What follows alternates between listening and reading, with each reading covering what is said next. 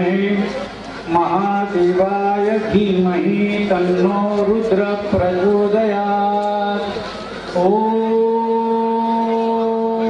शुक्लांबरधरं विष्णुं शशिवर्णं चतुर्भुजं।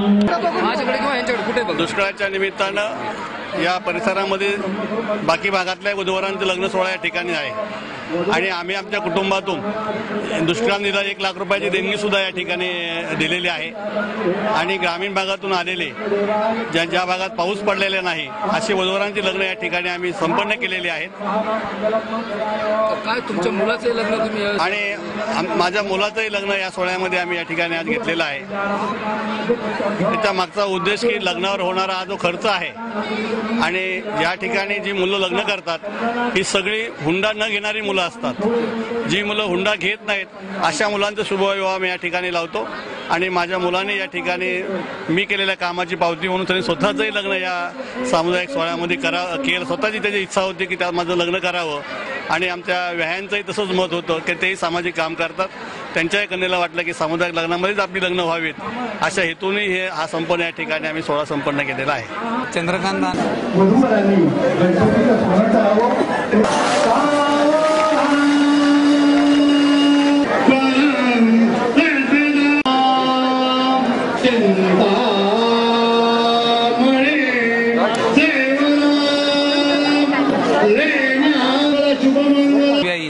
त्यांनी जी 10-11 वर्षाची ही जी परंपरा चालली त्याला साजेल असं काम त्यांच्या मुलाचाच विवाह ह्याच्यामध्ये होतोय आणि तुमच्या मुलीचा लग्न समारंभ तुम्ही सामुदायिक विवाहात करू शकता का असं सुरुवातीला सांगितल्याबरोबर मीही सामाजिक प्रक्रियेत काम करतो।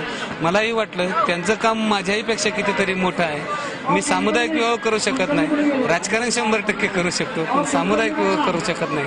ही एक चळवळ आहे, ती चळवळ त्यांनी खऱ्या अर्थाने मोठी केलेली आहे, त्याला खऱ्या अर्थाने आम्ही बळ देऊ।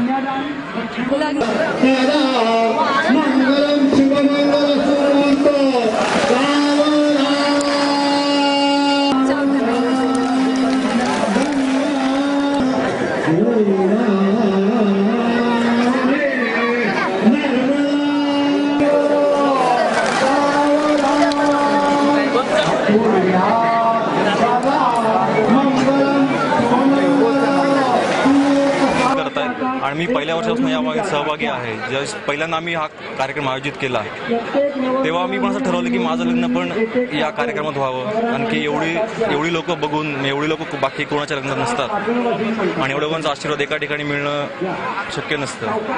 त्यामुळे आणि त्यासाठी मी लग्न याच्यामध्ये केलं। आज खऱ्या अर्थाने तुम्ही वडिलांच्या शब्दात वर्णन करणार का नाहीये आणि ते खूप मोठं कार्य आहे आणि ते मी स्वतः अनुभवतोय। बोलता येईल